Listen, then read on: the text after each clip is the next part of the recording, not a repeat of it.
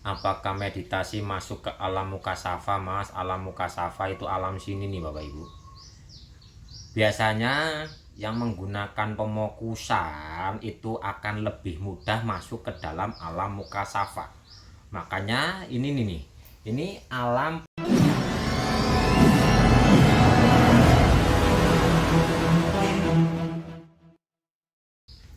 Apakah meditasi masuk ke alam mukasafa, Mas? Alam mukasafa itu alam sini nih, Bapak Ibu.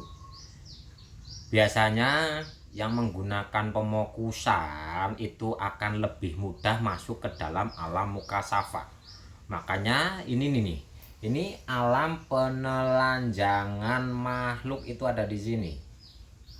Jadi kita punya tiga mata, mata zohir, mata alam penelanjangan makhluk lah, orang-orang yang berada dalam mukasafa yang melihat manusia bukan manusia, yang dilihat itu adalah sisi energi dalamnya. Contoh nih ya memang manusia, wujud nyatanya manusia, tapi ternyata dalam dirinya itu suka marah, buas dalam emosinya, dalam rasanya, maka dia itu dilihat dari sini bukan wujud manusia, tangan kaki bukan. Wujudnya apa? Singa, macan atau binatang buas. Ada juga yang menyimpan ya sifat-sifat negatif sehingga menjadi sosok-sosok yang menjijikan dan sebagainya. Itu di sini nih.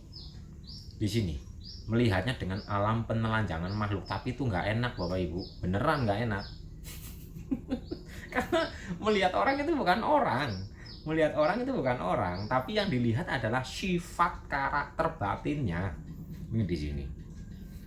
Jadi kalau menggunakan pemukusan ini rawan. Rawannya apa? Rawannya ini ajna. Ajnanya terbuka, dan ajnanya terbuka ini terkoneksinya dengan ajna kemakhlukan, bukan keilahian. Kalau kita menggunakan kesadaran, kita kan terkoneksinya di sini, sehingga nanti ajnanya ini untuk menangkap intuisi gitu loh. Jadi ajna ini untuk menangkap kecerdasan ilahi, intuisi. Tapi kalau menggunakan pemokusan, arahnya adalah jadi melihat alam penelanjangan makhluk, melihat orang begini begitu. Ini di sini. Dan di saat itu diterus-teruskan, itu getaran energi pandangan sini ini merusak raga loh, merusak raga. Apalagi kalau belum siap.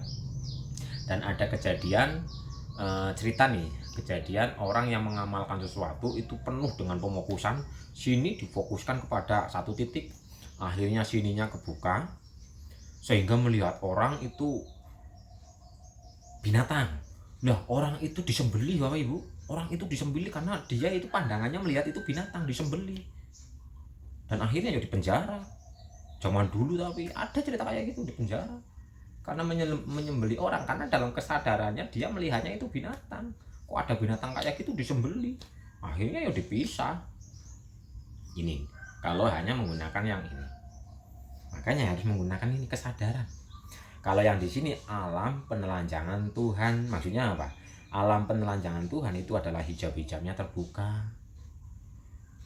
Hijab-hijab atau energi-energi yang menutupi mata hatinya itu terbuka sehingga memahami kebenaran.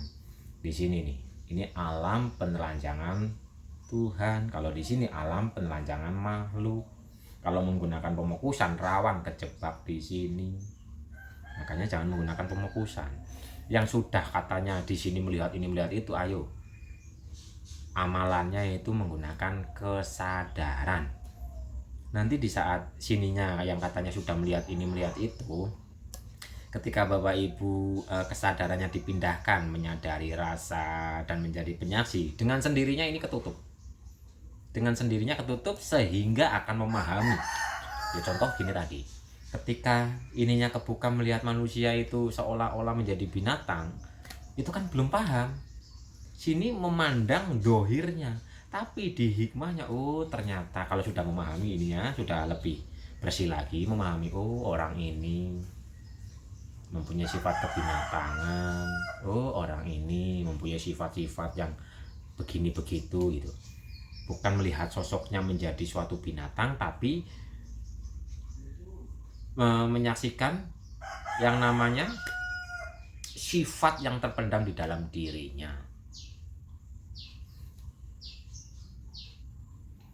Oh ngeri juga ya Mas, berarti praktek saya itu cuma buat energi bukan mengenal diri lah. Mengenal diri kita harus netral, benar-benar berserah dengan kesadaran yang ada di dada, bukan kesadaran yang ada di kepala. Intinya kalau menggunakan pemokusan kesadaran yang ada di kepala, intinya ya tentang kemakhlukan saja, hanya tentang kemakhlukan. Nah, mulai ke tengah-tengah dada.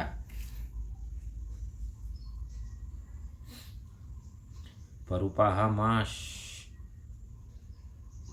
Dulu malah pernah mau dibuka, untung nggak jadi. Dibuka gimana woh.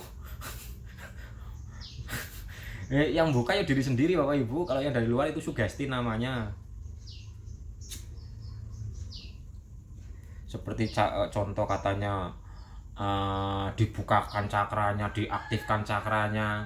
Perlu disadari dan dipahami semua diri kita ini setelah lahir di alam dunia ini, cakra itu sudah aktif semua. Kan ada, Mas gimana? Bisa apa enggak Mas mengaktifkan cakra saya? Iya, sadari cakra itu sudah aktif. Bukan diaktifkan dari luar diri, cakra Bapak Ibu itu sudah aktif. Nah, kenapa seolah-olah belum aktif? Tertutupi oleh kekotoran sifat, kekotoran pikiran keliru, rasa-rasa negatif.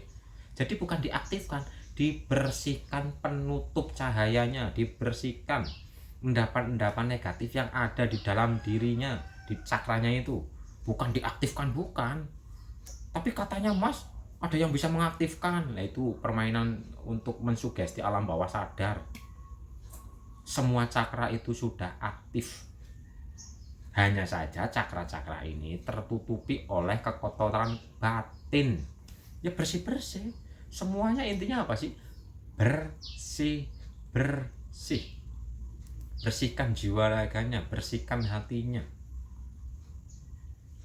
Ada nggak di sini yang mengaktifkan cakranya? Yang katanya cakranya belum aktif terus diaktifkan?